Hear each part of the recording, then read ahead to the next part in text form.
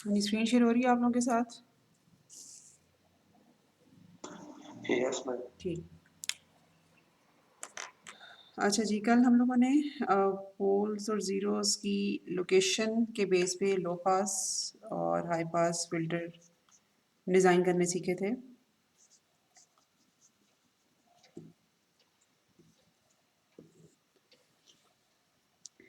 आज हम बुक की ही एक एग्जांपल करेंगे which is about designing band pass filter, ठीक है? That example is 5.4.2। अच्छा, जो यूजुअली हमें एग्जांपल में चीज़ें गिवन होती हैं ना, this example is about band pass filter. वो एक तो एक ऐसी फ्रीक्वेंसी या ऐसी फ्रीक्वेंसी रेंज होती है which we want to pass out successfully. मसलन हम जो बैंड पास फ़िल्टर डिज़ाइन करना चाह रहे हैं उसमें हम ये चाह रहे हैं कि mega naught is equal to पाई/2 के ऊपर हमें मतलब ये जो फ्रीक्वेंसी है ये सक्सेसफुली पास आउट हो जाए। उसके अलावा हम ज़ीरो और पाई मतलब ये जो हाईएस्ट जो लोएस्ट फ्रीक्वेंसी है और जो हाईएस्ट फ्रीक्वेंसी है उसको हम कम्प्लीटली एलिमिनेट करना चाह रहे हैं, ठीक है, as per the example statement. और उसके अलावा एक और फ्रीक्वेंसी गिवन है 4 पाई/9 जिसके ऊपर हम चाह रहे हैं कि जो मैग्नीट्यूड रिस्पॉन्स है फिल्टर का एच ओमेगा, ठीक है, मतलब at this frequency that should be equal to 1/2 under root. अच्छा, अब इन स्पेसिफिकेशंस को देखते हुए अगर हम फिल्टर का रिस्पॉन्स मैग्नीट्यूड रिस्पॉन्स प्लॉट करने की कोशिश करें तो इसका मतलब ये है कि ये ज़ीरो और पाई ये जो दो फ्रीक्वेंसीज इनको तो हमने कम्प्लीटली एलिमिनेट करना है, ठीक है, और ये जो फ्रीक्वेंसी है पाई/2 this frequency we want to be pass out with maximum possible amplitude. और अच्छा ये जो इन्फॉर्मेशन है ये हमें क्या बता रही है इन्फॉर्मेशन, कुछ अंदाज़ा है? जो 4 पाई/9 है that is approximately equal to 0.444 pi. अच्छा, क्या हम कह सकते हैं कि हमें थोड़ा बैंडविड्थ के बारे में इंफॉर्मेशन मिल रही है इससे?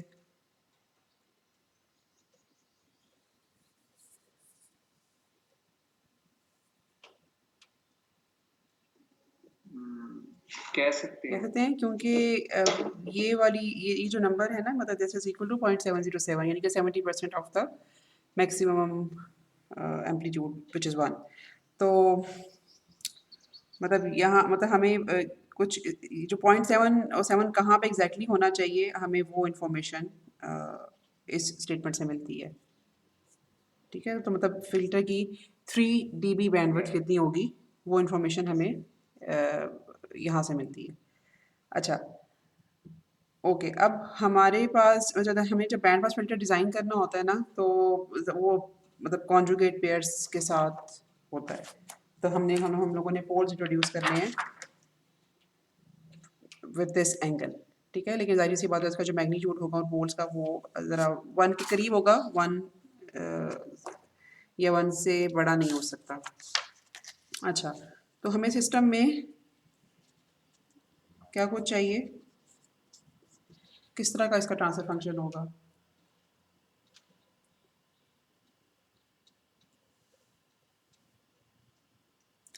अगर हम लोगों ने एक ऐसा बैंड पास फ़िल्टर डिज़ाइन करना है जो कि ओके फ़िलहाल चलो हम कह देते हैं कि एक पर्टिकुलर फ्रीक्वेंसी को हमने पास आउट करना है और हम लोगों ने इन दोनों फ्रीक्वेंसीज़ को एलिमिनेट करना है। जिन फ्रीक्वेंसीज़ को एलिमिनेट करना है वो हम कैसे करेंगे? तो यहाँ से बात शुरू करते हैं। जीरोस होना ज़ीरोज़ चाहिए, के जीरो और साथ। पाई। तो फ़िलहाल मैं इसको ऐसे लिख देती हूँ, ठीक है? हमें चूँकि 2 फ्रीक्वेंसीज़ गिवन है जिनको हमने कम्प्लीटली एलिमिनेट करना है, तो हमें कम से कम 2 ज़ीरोज़ चाहिए होंगे, ठीक है? फिर अब पाई/2 की हम बात करें तो ज़ाहिर-सी बात है -पाई/2 भी हम लोगों ने पास करना होगा सिस्टम से, तो उसके लिए भी हमें 2 पोल्स चाहिए होंगे। तो कुछ लगभग इस तरह का ट्रांसफर फंक्शन हमारे पास सिस्टम का होगा। अब हम एग्जैक्टली इसमें वैल्यूज़ भी डाल सकते हैं, ठीक है। अच्छा, ज़ीरो और पाई के लिए जी की वैल्यूज़ क्या होंगी?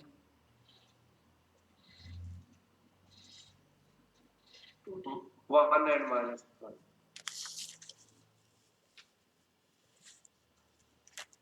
सॉरी ठीक है, बिल्कुल ठीक वन है। एंड माइनस वन नहीं एक। अच्छा, वन एंड माइनस। अच्छा, आपको क्यों लगा कि आप गलत बोल रहे हो? नहीं मैं वो एंगल एंगल को अच्छा, मिस कर ओके। गया ये था। जो मैंने वैल्यूज़ है जीरो एंगल और पाई ओके, ये जो वैल्यूज़ है किया था। ये ओमेगा की है ना, ठीक है, मतलब फ्रीक्वेंसी की वैल्यूज़ है। तो उसके लिए जो जी है वो तो ज़ीरो और माइनस वन ही होगा ना, सॉरी वन और माइनस वन ही होगा, ठीक है। अच्छा, अब पोल का हमें एंगल पता है कि पाई बाय टू, लेकिन अभी हमें आर नहीं पता। चलो मैं उसके बारे में आपसे पूछती हूँ कि हमें आर का कैसे पता लगेगा।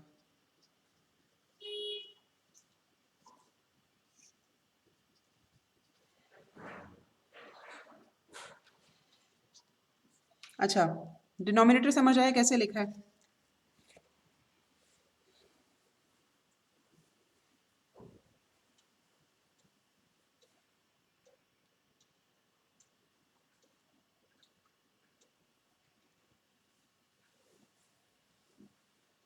ये ये हमारे पास हो गए दो यस मैम ज़ीरोस, उसको ठीक है, वो और पाई बाय टू ये, उसकी फॉर्म में लिख लिया है। मतलब मैंने ये पी पोलर वन, जी, ये जो पी वन और पी फॉर्म में टू है लिख ना, हाँ जी, जो लिया। मेरे दो पोल्स हैं which should be at pi by two, उनको मैंने ऐसे लिखा है, मुझे अभी आर का नहीं पता। अगर ये बात समझ आ गई तो फिर हम यहाँ से आगे चलते हैं कि आर हम कैसे डिसाइड करेंगे, क्योंकि दो सवाल है मेरे यहाँ पे। पहला सवाल ये है कि आर कैसे डिसाइड करेंगे। मैम आर को हम वन तो रख नहीं सकते ठीक लेकिन है। मैक्सिमम रख सकते हैं ना। हाँ, तो लेकिन जितना भी अब पॉइंट पॉसिबल नाइन हो। रखें या 0.85 रखें, कैसे कैसे डिसाइड करेंगे हम? इसका मतलब ये है अच्छा कि ये एक सवाल है जिसका हमें जवाब चाहिए कि आर कैसे डिफाइन होगा, right.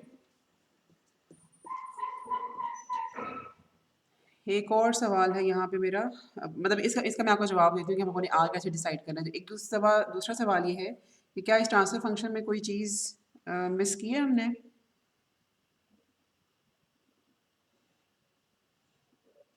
Ma'am B not B not, very good. B not gain, अच्छा पहले मैं आपको इस सवाल का जवाब देती हूँ, ठीक है, और फिर हम एक इस फिल्टर को डिज़ाइन करेंगे सच दैट कि मतलब अगर फॉर एग्जाम्पल हम बी नॉट मिस कर देते हैं तो मैं ये चाह रही हूँ कि वो कैलकुलेशंस इनकरेक्ट होती हैं, लेकिन वो क्या होती हैं उसकी वजह से हमें मसला क्या होता, मैं वो भी आपको बताना चाहूँगी। अच्छा, जो ये सवाल है ना कि आर कैसे डिज़ाइन होगा, आर इस इंफॉर्मेशन से डिज़ाइन होगा, ठीक है। हमें एग्जैक्टली पता है कि हमें हमें बैंडविड्थ कितनी चाहिए, हमें किस फ्रीक्वेंसी के ऊपर क्या एम्पलीट्यूड चाहिए, तो हम वहाँ से आर को डिज़ाइन करेंगे। अच्छा, फिलहाल मैं एक इनकरेक्ट डिज़ाइन करने लगी हूँ। इनकरेक्ट डिज़ाइन का मतलब ये है कि अगर हम फॉर एग्जांपल यहाँ पे बी नॉट को भूल जाते तो फिर हमें डिज़ाइनिंग में क्या मसला आता, ठीक है। तो इसको मैं कहूँगी इनकरेक्ट डिज़ाइन,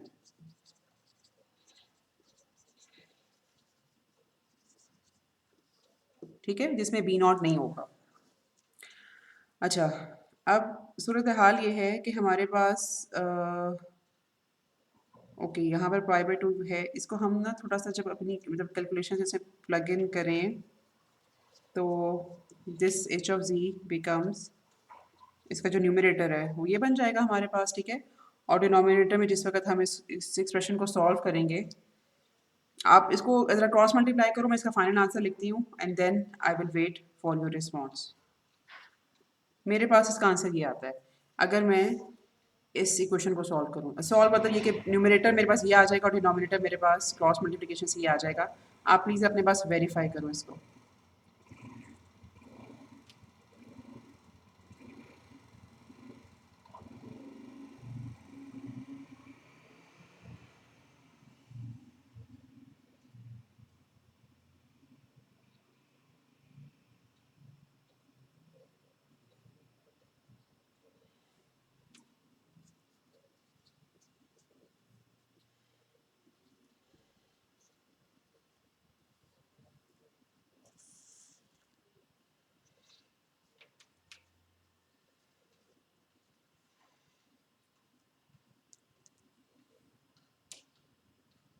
यहाँ पर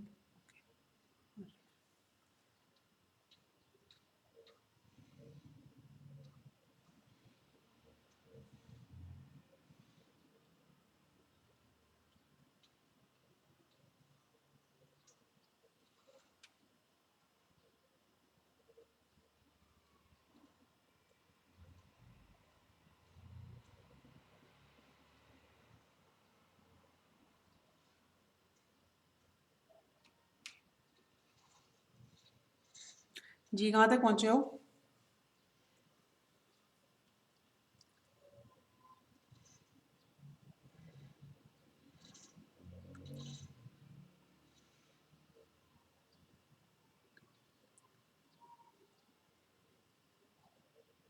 हम लोगों ने शायद ये चीज़ पहले भी एक दो दफ़ा की हुई कि इसको जब आप मल्टीप्लाई करोगे तो बेसिकली जो टर्म है (0 - 1) के साथ वहाँ पर अलिर आइडेंटिटी लगा कर कुछ कोसाइन का ही फंक्शन आएगा आपके पास।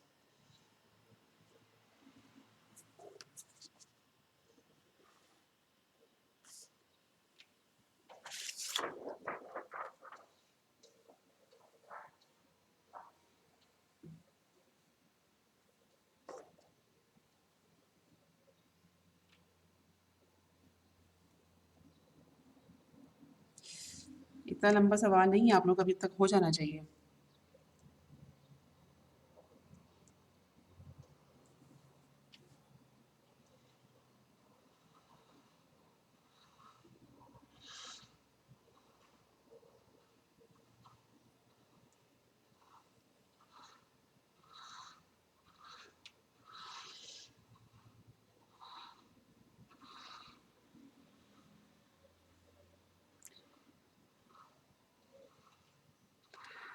अच्छा, I need response from someone ताकि मैं आगे चलूँ। अगर आप लोग नहीं कर रहे तो please let me know.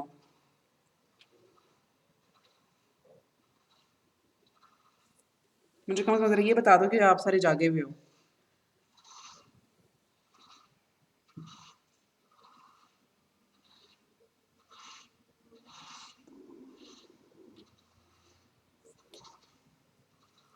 Ma'am तो मैं इधर ही हूँ, बस मैं 1 मिनट स्टार्ट में हुआ था वो मसला हो गया। अच्छा, आप अभी इसको सॉल्व नहीं कर रहे, राइट?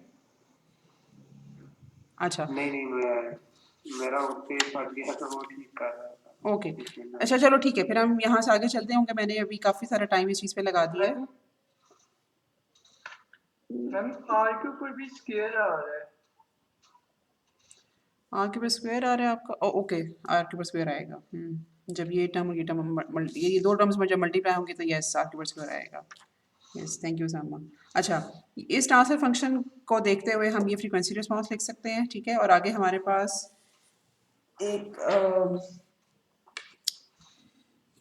एक पर्टिकुलर फ्रीक्वेंसी के ऊपर, ठीक है, विच इज़ 4π/9, ये मैग्नीट्यूड गिवन है। तो हम यहाँ से आगे चलेंगे because we need to compute R. एक दफ़ा मैं और याद करा दूँ कि ये हम इनकरेक्ट डिज़ाइन कर रहे हैं बिकॉज इसमें हमने बी नॉट को कंसिडर नहीं किया। तो मैं आपको यहाँ ये बताना चाह रही हूँ कि बी नॉट को कंसिडर ना करने से हमें क्या मसला हो सकता है, ठीक है? तो एच 4π/9, अच्छा बल्कि इससे पहले एज को 5/9 कंप्यूट करने से पहले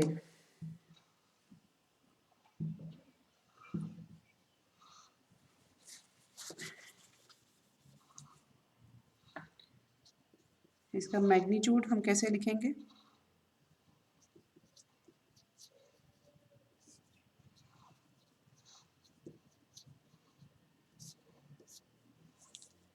हाँ जी, इस इक्वेशन को देखते हुए आप मुझे ज़रा मैग्नीट्यूड लिखवा सकते हो? एक्सप्रेशन कैसा आएगा? न्यूमरेटर में कैसा क्या लिखा जाएगा?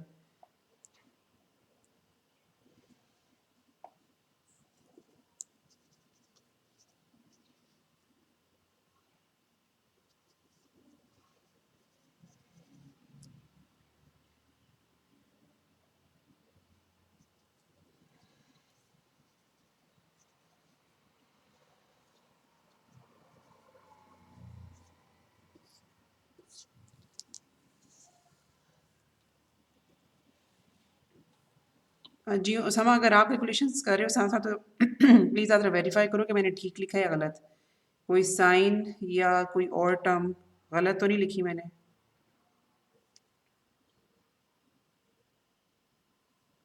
मैम साइन के साथ सही है। जी ये वाला जो माइनस है ना, ओके। ये अब यहाँ से ऑनवर्ड्स मतलब कि इस मॉड को सॉल्व करना है ना, तो कैसे लिखेंगे?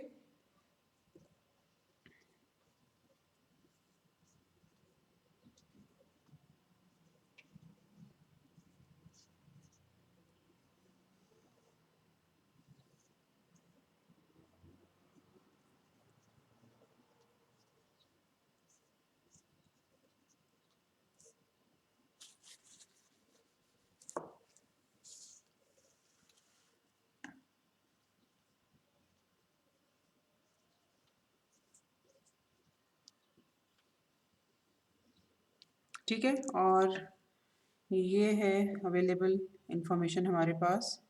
मतलब यहाँ पर जो लेफ्ट साइड पे हम ये लिख रहे हैं। अच्छा, अब we can plug in omega's value which is 4 पाई/9, ठीक है। और हम यहाँ पे लेंगे इसका स्क्वायर और okay, because H omega at 4 पाई/9 इज इक्वल टू 1/2 तो ये हो जाएगा 1/2, ठीक है। और मैं यहाँ पे डायरेक्टली ओमेगा की वैल्यूज डालने लगी हूँ। मेरे पास ये एक्सप्रेशन आ जाता है इस तरह से।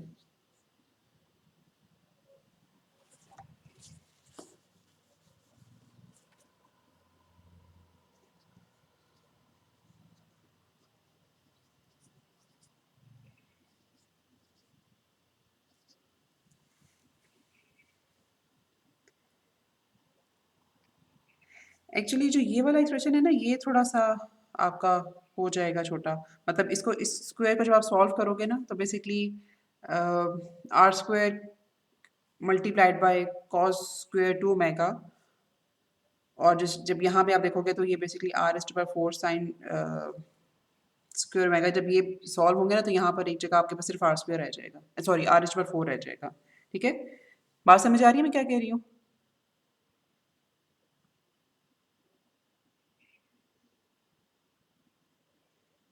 जी मैम। ओके, अच्छा। ये यहाँ तक भी समझ आ गया जो मैंने ये डायरेक्ट थोड़ा सा एक दो स्टेप्स स्किप करके ज़रा डायरेक्टली ये वाला एक्सप्रेशन लिखा है, ये भी समझ आ गया कैसे आएगा?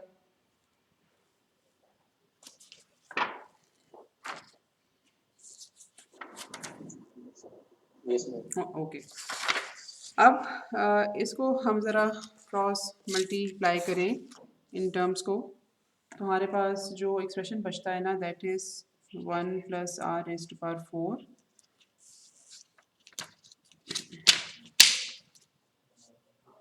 -1.8794 r² इज इक्वल टू 7.7588, ठीक है। कि हमने क्रॉस मल्टीप्लाई कर लिया इन दोनों मतलब दो इक्वेशंस के दोनों साइड पे। अच्छा, और मज़ीद यहाँ से इस इक्वेशन को लिखा जा सकता है r4 -1.8794 r² -6.7588 is equal to 0। अच्छा, यहाँ पे हमारे पास r की 4 वैल्यूज़ आएंगी। आपके कैलकुलेटर में प्रोविज़न होती है 4 वैल्यूज़ निकालने की? Yes ma'am. ओके, अगर किसी के पास कैलकुलेटर हो तो प्लीज़ ये वैल्यूज़ निकालिए। तो मैम 3 तक होती है। तक ये है मैम। अच्छा, ओके, जो जिनके पास ऐसा कैलकुलेटर है वो प्लीज़ ज़रा, एक कमांड होती है मैटलैब की, रूट्स, इस्तेमाल किए कभी?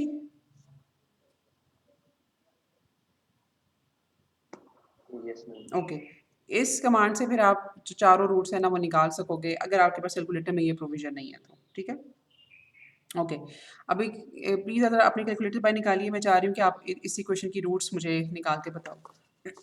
मतलब ये इक्वेशन हमारे पास हो तो आर की क्या वैल्यूज़ आएंगी?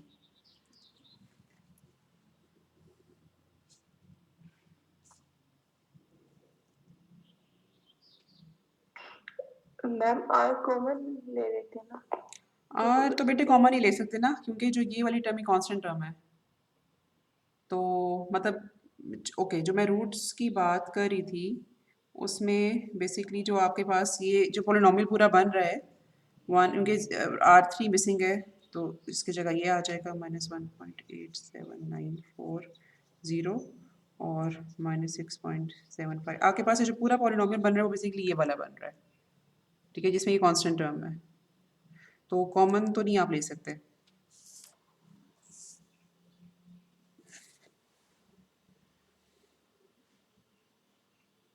Yes ma'am. ठीक है, अच्छा प्लीज तो जल्दी से आर की 4 वैल्यूज निकालिए।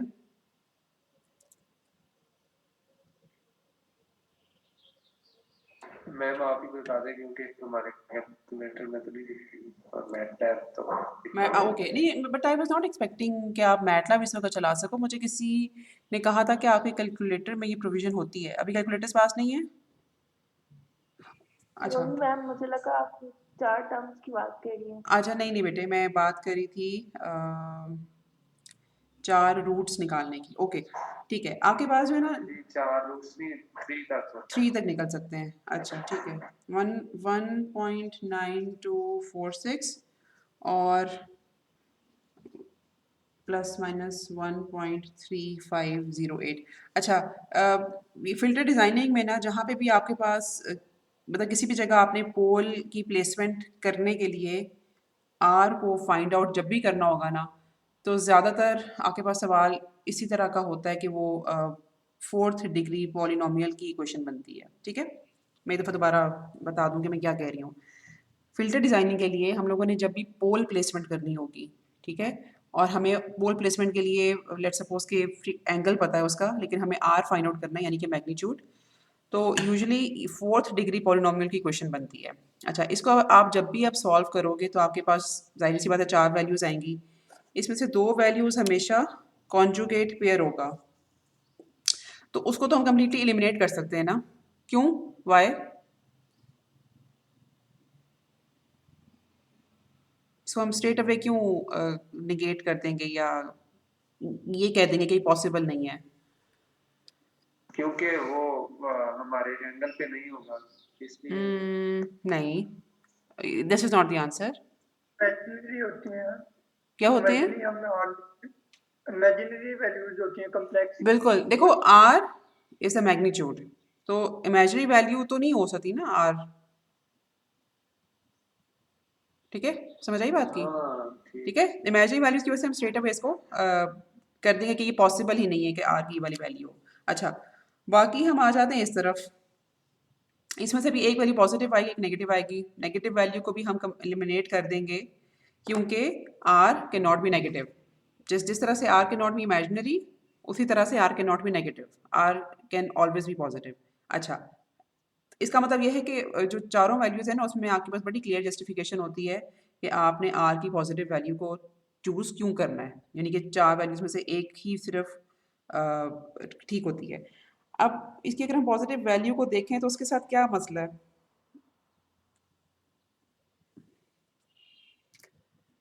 मतलब जैसे कि मैंने कहा था कि हम इनकरेक्ट डिज़ाइन कर रहे हैं, तो एक वैल्यू तक तो हम पहुंच गए हैं, लेकिन इसकी पॉजिटिव वैल्यू में मसला क्या है जिसकी वजह से ये ऑन द फर्स्ट प्लेस एक मैम ये 1 से बहुत बड़ी ये है। 1 से बहुत बड़ी है। इवन ये 1.001 भी होती तो भी हम इसको चूज नहीं कर सकते थे।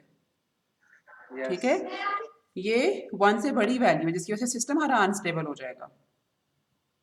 तो this is an incorrect design जिसमें हम लोगों ने बी नॉट को कंसिडर नहीं किया, और उसको कंसिडर ना करने की वजह से हुआ यूं है कि जो पोल प्लेसमेंट हमारी निकली है ना, मतलब जो फिल्टर डिजाइनिंग हमारा हो रहा है, वो फिल्टर बेसिकली एक अनस्टेबल सिस्टम है। ठीक है, अच्छा तो उसके लिए ज़्यादा नहीं बल्कि कहना चाहिए जो कि कम्प्लीटली करेक्ट डिज़ाइन है, दैट वुड हैव बीन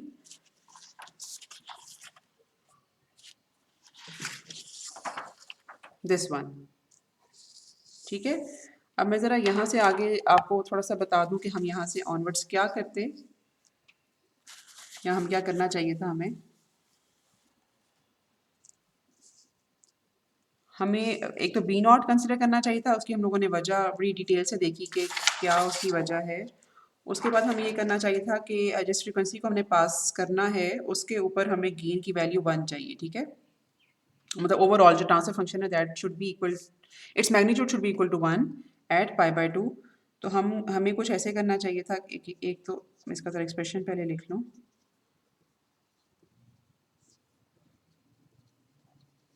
ठीक है, this should have been our transfer function, और यहाँ से जब हम आगे प्रोसीड करते तो हमें ओके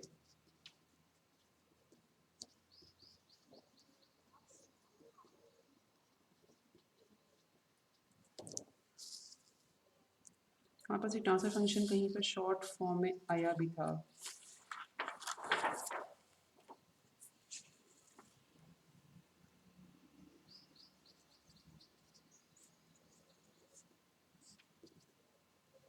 हाँ जी, यह मुझे किसके बराबर लिखना चाहिए?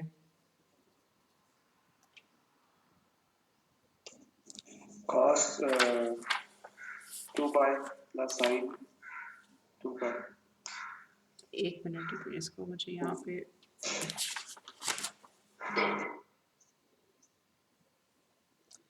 मेरे पास जो एक्सप्रेशन है ना, मैं वो ढूंढने की कोशिश कर रही हूँ। अच्छा ठीक है, इसको स्क्वायर भी है, हम कर सकते हैं, लेकिन दैट इज मतलब क्वाइट ऑब्वियस।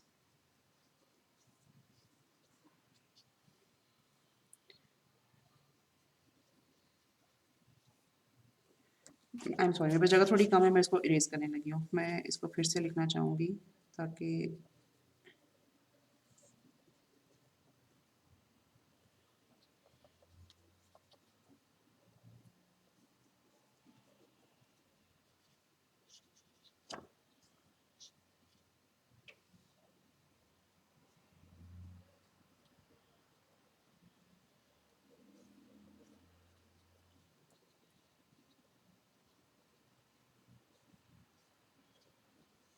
अच्छा, ये वाला एक्सप्रेशन हमारे पास वही है जो पहले भी आप लोगों ने देखा होगा। ठीक है, इसके साथ मैंने b0 लिखा, और यहाँ पे मैंने मतलब π/2 के ऊपर अब एक कंडीशन लगाने लगी। मुझे यहाँ पे न्यूमेरिकल वैल्यू क्या लिखनी चाहिए?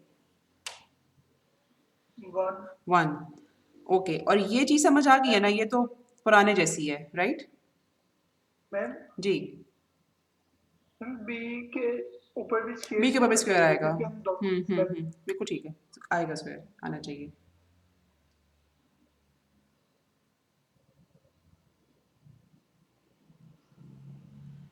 अच्छा, ओके, ओमेगा की जगह आप ज़रा π/2 निकाल के मुझे b0 का एक्सप्रेशन निकाल के दे सकते हो? प्लीज़ थोड़ा सा जल्दी करना, टाइम थोड़ा सा कम है हमारे पास। π/2 डालना है आपने ओमेगा की जगह, और ज़रा मुझे b0 का एक्सप्रेशन लिखवाना है उसके बाद।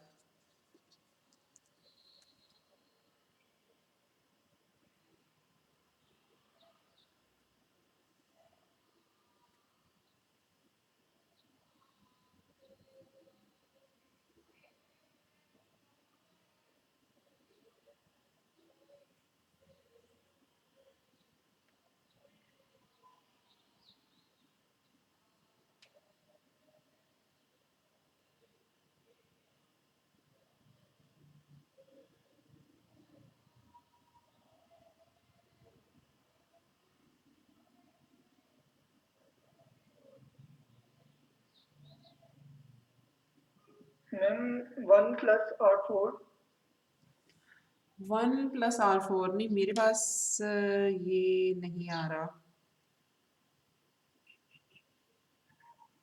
अच्छा, R4 मैम श्योर? आगे भी है। अच्छा, ओसामा, 1 + R4 आप कह रहे हो, आपने कहीं अंडर रूट लिया है? नो मैम, लेना, आप अंडर रूट लो ना, क्योंकि b0 स्क्वायर है ना मेरे पास यहाँ पे। Okay ji, ma'am 1 minus R square divided by 2। बिल्कुल ठीक है। 1 - R² आपका। अच्छा, ओके, मेरे पास बाहर माइनस था।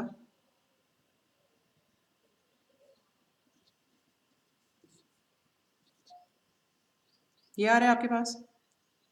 जी मेरे पास यहाँ माइनस है, लेकिन I guess it should not make any difference, क्योंकि इवेंचुअली हमने इसका मैग्नीट्यूड ही लेना है। ठीक है, तो इसको मसला, मेरा नहीं हाल किसी मसला होना चाहिए। अच्छा, अब हमारे पास जब ये b0 आ गया ना, तो अब यहाँ से ऑनवर्ड हम लोगों ने जो आर की कंप्यूटेशन करनी है ना, वो कुछ इस तरह से होगी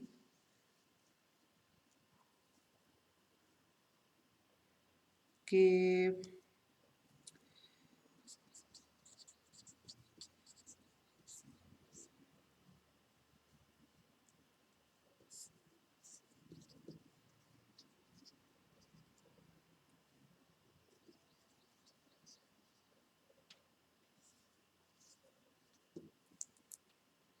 मैं यहाँ पे ना डायरेक्टली वैल्यूज डालूंगी जो कि मैंने अब पहले एक जगह पे लिखी हुई हैं।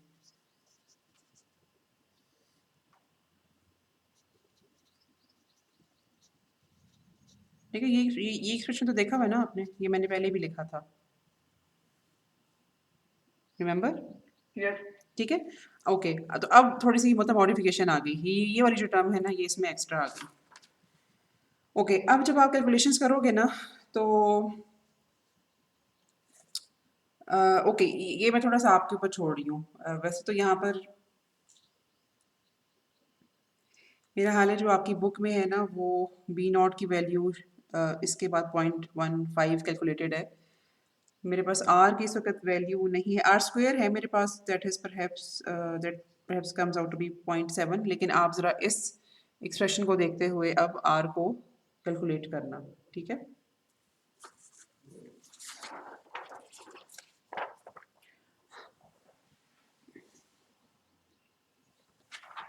अच्छा, कोई ऐसी बात जो आपको इसमें ना समझ आई हो?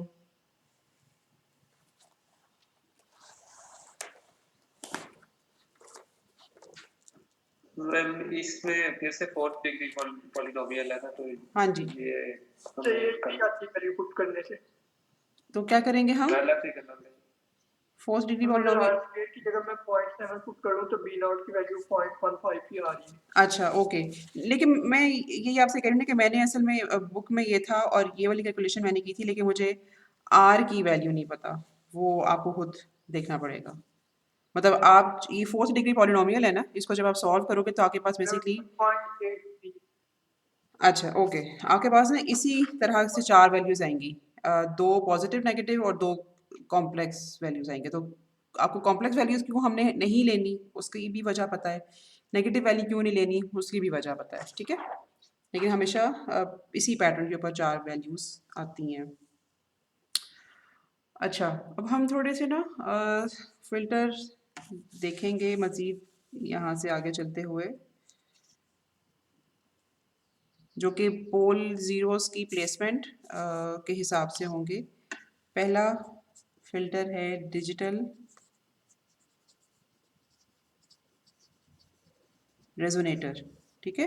रेजोनेटर का मतलब है कि जो एक फ्रीक्वेंसी के ऊपर ज़रा ज़्यादा हमें मतलब फ्रीक्वेंसी दे, आप उसको जब इनपुट दो तो एक फ्रीक्वेंसी के ऊपर ज़रा ज़्यादा वाइब्रेट करे या ज़्यादा एम्पलीट्यूड के साथ उसको पास आउट करे as compare to other frequencies, ठीक है?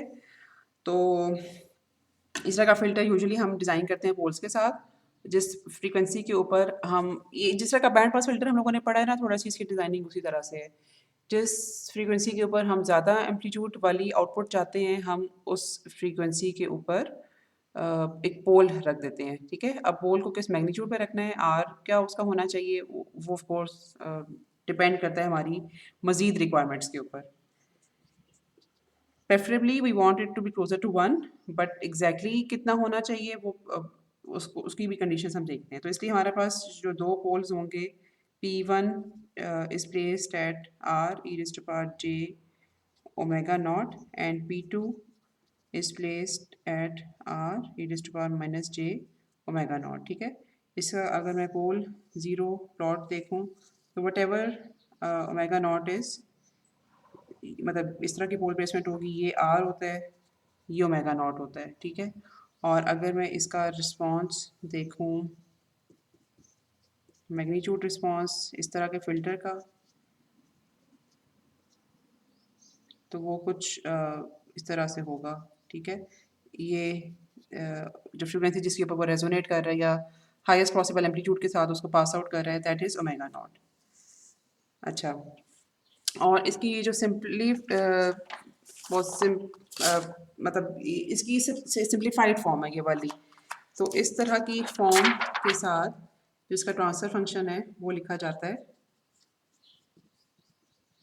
इस तरह से। अभी नाउ यू नो कि बी नॉट की इंपॉर्टेंस क्या है, तो बी नॉट हमारे डिज़ाइन में ज़रूर होना चाहिए।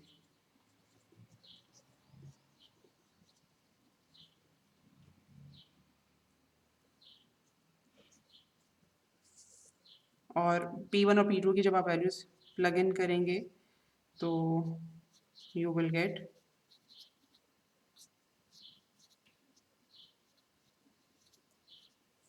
दिस थिंग, ठीक है, where R should be closer to 1। अच्छा, इस एच ऑफ जी को देखकर आप डिफरेंस इक्वेशन लिख सकते हैं सिस्टम की।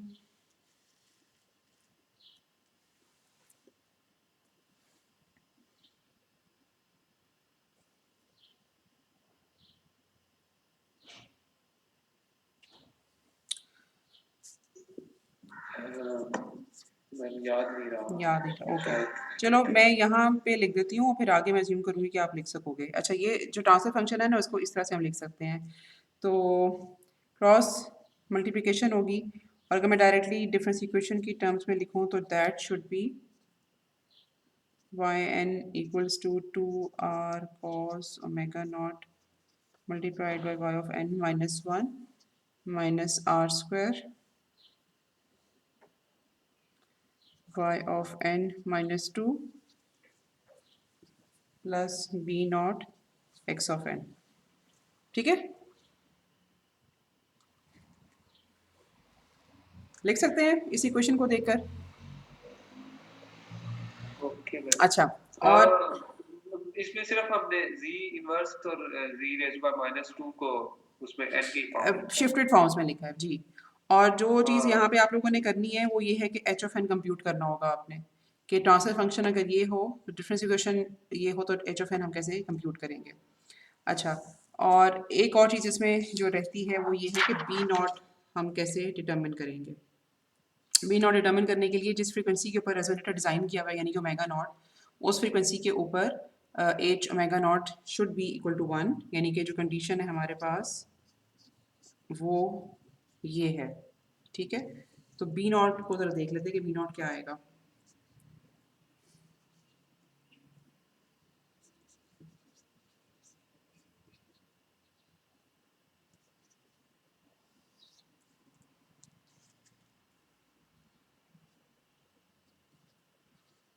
ये मेरे पास है पोल की वैल्यू, ठीक है, और ये मेरे पास है इनिस्ट पावर जे ओमेगा नॉट।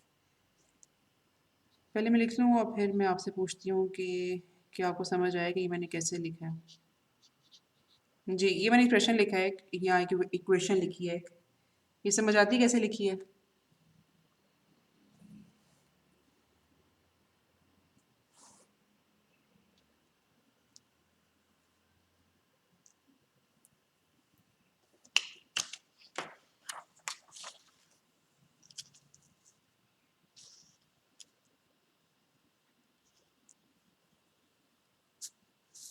समझ आइए। मैम ये Yes, ma'am. H of omega C लिखी है। बिल्कुल ठीक है, एच ऑफ जी है ना, एच ऑफ जी से हम एच ऑफ ओमेगा लिख सकते हैं, और इनके फ्रीक्वेंसी रिस्पांस, और उस फ्रीक्वेंसी रिस्पांस में मतलब हम लोगों ने जो मेगा नॉट जिस फ्रीक्वेंसी के ऊपर रेजोनेटर को डिज़ाइन करना है, मैंने वो मेगा नॉट यहाँ पे पुट कर दिया। अच्छा, अब ये और ये जो कि कैंसिल आउट हो जाएंगे, तो एच ऑफ ओमेगा नॉट, मैं यहाँ पे बेसिकली बी नॉट डिटर्मिन करना चाह रही हूँ सच दैट ये कंडीशन सेटिस्फाई हो। तो ये बीच का एक इंटरमीडिएट स्टेप है जिसकी वजह से थोड़ी सी कैलकुलेशंस आसान हो जाएंगी। 1 माइनस आर, और यहाँ पे हो जाएगा 1 minus R E to power minus 2 J omega not, ठीक है। यहाँ से ऑनवर्ड्स जो मेरे पास रिक्वायरमेंट है वो ये है कि ये वाला जो मैग्नीट्यूड है this should be equal to 1, ठीक है। अब मैं यहाँ पे इसका फर्दर आंसर लिख रही हूँ कि थोड़ा पिछले एक सवाल में थोड़ा सा हमने इसको डिटेल में किया था कि किस तरह से हम इसके ऊपर आइलर आइडेंटिटी अप्लाई करेंगे। तो बी नॉट हमारे पास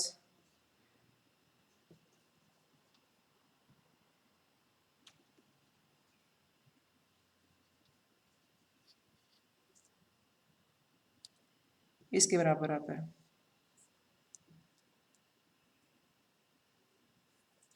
अच्छा, ये हमारा जो है ना सिंपल पॉसिबल डिज़ाइन है जिसमें हमारे पास 2 पोल्स हम लोगों ने इस फ्रीक्वेंसी के ऊपर रख दिए और मतलब अगर हमारे पास मतलब आर की वैल्यू हो या कुछ और कंडीशन अवेलेबल हो तो हम यहाँ से आगे कैलकुलेशंस लेके जा सकते हैं। अच्छा, लेकिन चूंकि इस सिस्टम में कोई ज़ीरोस हम लोगों ने खुद से प्लेस नहीं किए तो ओके, चूंकि हमने खुद से प्लेस नहीं किए तो ज़ीरोस कहाँ पे होंगे? थोड़ा सा आप किस फंक्शन को हाँ ओके, इस इक्वेशन को देखो और बताओ कि सिस्टम के जो 0 पे होंगे। ट्रिवियल ज़ीरोस हैं, हाँ यस बिल्कुल ठीक है। ज़ीरोस हमने खुद से प्लेस नहीं किए ना, तो इस सिस्टम में के ट्रिवियल ज़ीरोस होंगे। ट्रिवियल का मतलब पता है ना, in at least in the sense of G transform. ये जो पोल्स हैं इन्हें हम क्या कहते हैं?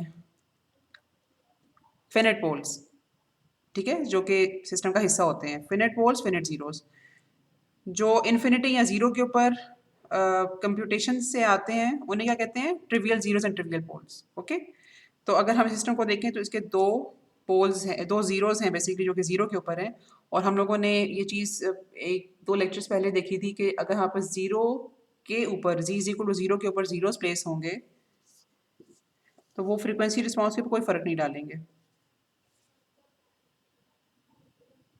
राइट? यस। अच्छा, तो इसका मतलब ये भी है कि अगर मतलब ज़ीरोस यहाँ पे होंगे तो हमारे पास जो बेसिकली रिस्पॉन्स है वो कुछ इस तरह से आएगा, यानी कि ज़ीरो और पाई के ऊपर कुछ ना कुछ वैल्यू हमें मिल रही होगी if this is omega naught. अच्छा, तो अब डिजिटल रेजोनेटर में हम एक वेरिएशन डाल सकते हैं। We would call it as variation number 1 कि अगर हमें एक डिजिटल रेजोनेटर इस तरह का डिज़ाइन करना है जो कि ज़ीरो और पाई को कम्प्लीटली एलिमिनेट करे, तो उस इस कंडीशन के तहत जो हमारा डिजिटल रेजोनेटर का डिज़ाइन है ना वो चेंज होके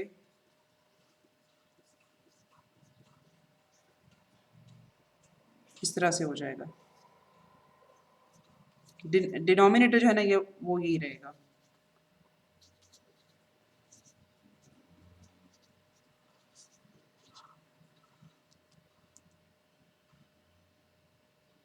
ठीक है, मैं थोड़ा सा यहाँ से आगे चलूँगी, थोड़ा कोशिश करूँगी स्टेप स्किप करके ज़रा जल्दी आपको बता दूँ। एक तो इस इक्वेशन को देखते हुए ये इक्वेशन समझ आ गई है ना कि इस इक्वेशन में और पहले वाले डिजिटल रेजोनेटर में क्या डिफरेंस है? इसमें यहाँ पर ज़ीरो और पाई कम्प्लीटली एलिमिनेट होंगे, ठीक है? 0 पे। हाँ जी। जो पहला काम आपको इसको देख कर करना चाहिए वो ये कि वाई ऑफ एन, ये डिफरेंस वाई ऑफ एन नहीं, डिफरेंस इक्वेशन लिखना चाहिए मुझे। आपको यहाँ पे डिफरेंस इक्वेशन लिखनी आनी चाहिए, ठीक है? एच ऑफ एन मैं आपके ऊपर छोड़ रही हूँ कि एच ऑफ एन पिछले डिजिटल रेजोनेटर का भी आपने कंप्यूट करना है और इस एच ऑफ एन को भी आपको निकालना आना चाहिए, ठीक है? और जो तीसरी चीज़ है वो ये कि यहाँ पर बी नॉट अभी तक हमने कंप्यूट नहीं किया। अगेन एट ओमेगा नॉट हमारे पास 1 होना चाहिए, तो इसके लिए है जो हम बी नॉट कंप्यूट करेंगे that would come out to be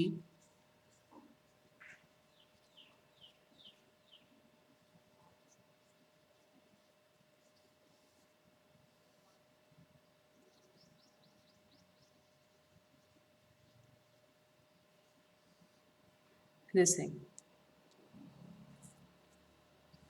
ठीक है?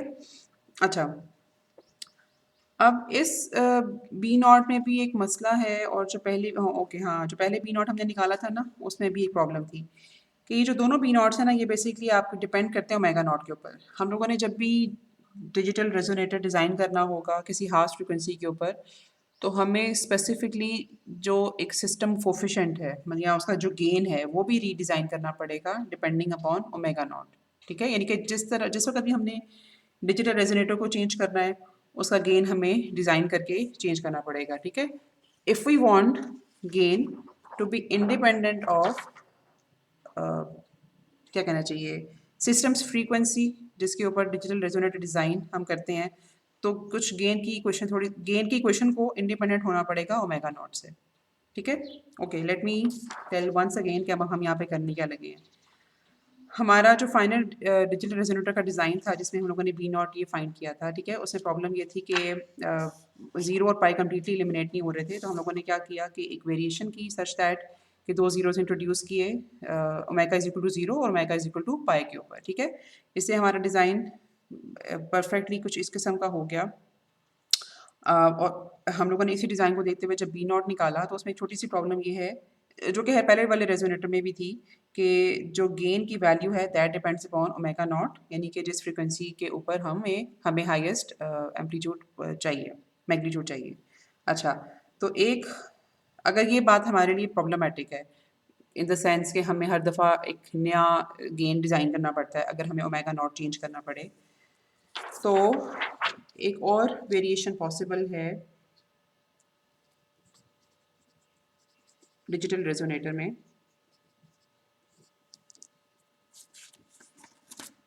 जिसमें हम ज़ीरोस को ऐड करते हैं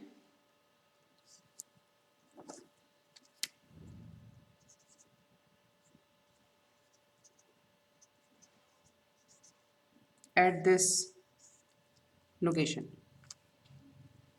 ठीक है। यानी कि हमारे पास जो ट्रांसफ़र फंक्शन बनता है दैट इज़ इक्वलेंट टू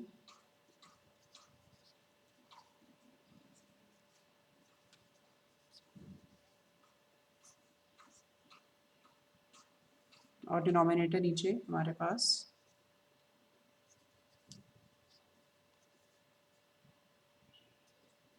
यही रहेगा।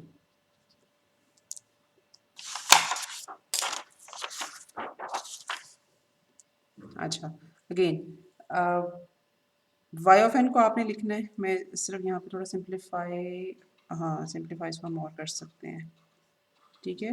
डिनोमिनेटर यही इधर अपीयर होगा। अच्छा, इसकी वाई ऑफ एन मतलब डिफरेंस इक्वेशन इस ट्रांसफर फंक्शन को देखकर और एच ऑफ एन आपको कंप्यूट करना आना चाहिए, और मैं यहाँ पे बी नॉट लिखूंगी that is equal to 1 minus R, ठीक है।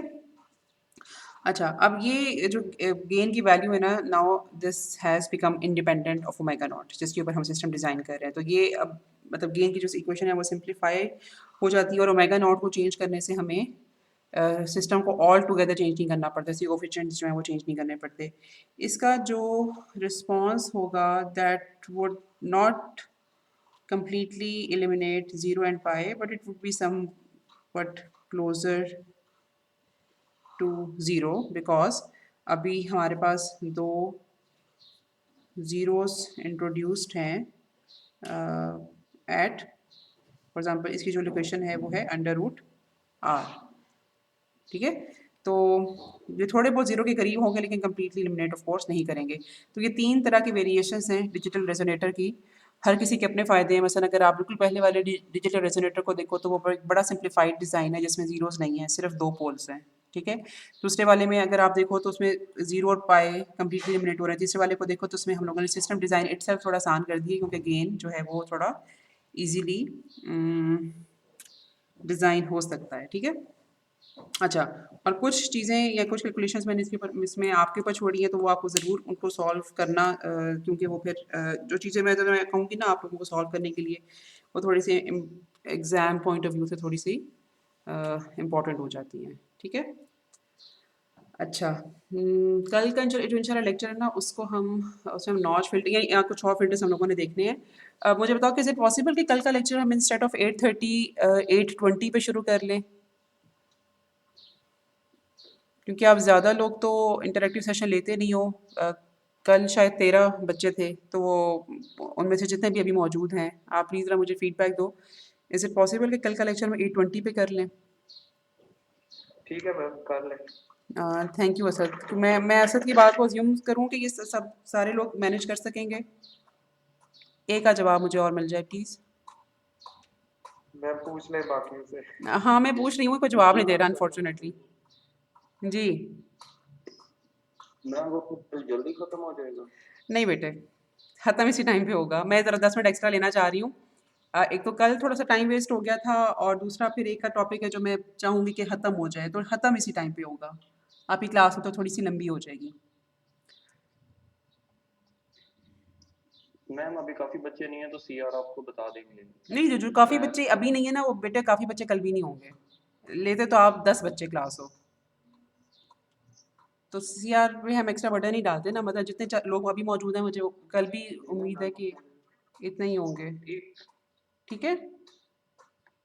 ठीक चलो, क्या ऐसे आप थैंक यू वेरी मच।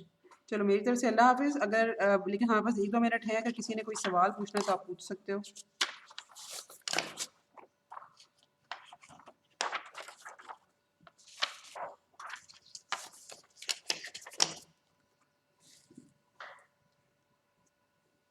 कोई सवाल नहीं है?